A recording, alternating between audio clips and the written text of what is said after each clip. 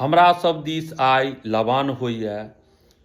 अहूँ सबके देखबै छी जे केना कऽ होइ छै लबान।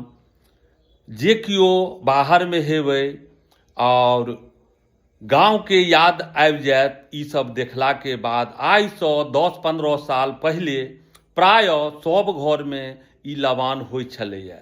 आब तऽ हमरो अहाँ सब दिस बहुत कम भऽ गेलैए, बहुत कमे घरमे होइ छै ई सब चीज।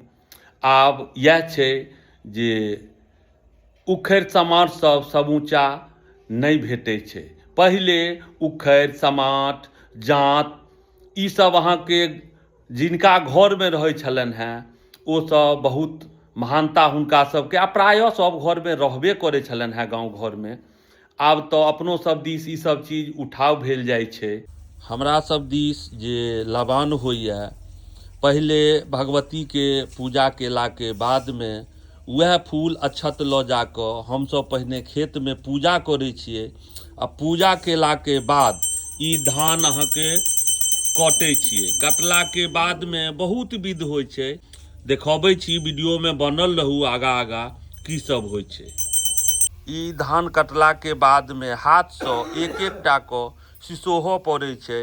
सिसोहि कऽ पहिले अहाँके ओकरा की होइ छै तऽ भूजऽ पड़ै छै। भुजलाके बादमे इएह उखड़ समाटमे कूटै छथि।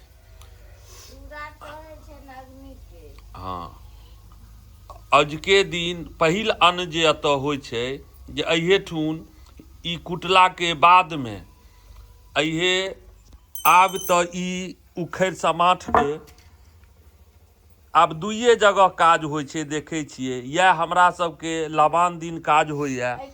आर बियाह शादीमे इहो आब अहाँके काज होइ छै। धीरे धीरे इम्हरो तऽ उठाउए भेल जा रहल छै।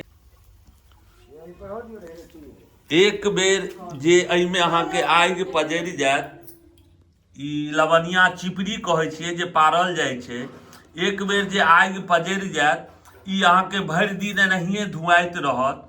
और साँझमे एहिमे अहाँके हमरा सब दिस दीपो सब जे जड़ै छै, आब तऽ सबते लाइटके व्यवस्था छै, लेकिन जे भगवतीके दीपो सब जरतनि तऽ अहिए आगिसँ अहाँके जरत। ई भरि दिन एनाहिए जरैत रहत, एको बेर मिझायत नहि। ई लवनिया चिपड़ी छै। ई भेल चूड़ा और गुड़। यह अहाँके विष्णु भगवानके पहिल हमरा सब दिस चढ़ै छनि अन्न। देखियो हमरा सब दिस सूर्य और चंद्रमा के दूधके धार सेहो चढ़ै छनि। आ चूड़ा ओथी खाली ओथिए देलियै, चाउर और गुड़ चढ़ै छनि ने, अक्षत भेल।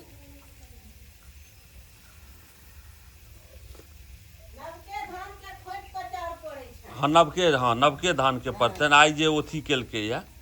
हाँ, अजुका दिन एकटा और मानता है हमरा सब दिस, सरिसो के साग और सजमनि रातिमे ओ जरूर सब खेता जे सब ई पाबनि करै छथि। और ई तऽ कहबे केलहुँ हेँ उखड़ि आ समाट। आब धीरे धीरे बहुत कम जगह इहो सब भेटै छै। कतौ कतौ उखड़ि समाट आब देखबामे अबै छै।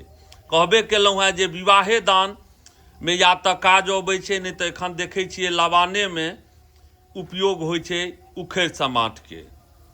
विवाह दानमे एनाहिए कऽ आज धनिया कुटाबै, सएह ने कहैत रहै छै विवाह दानमे।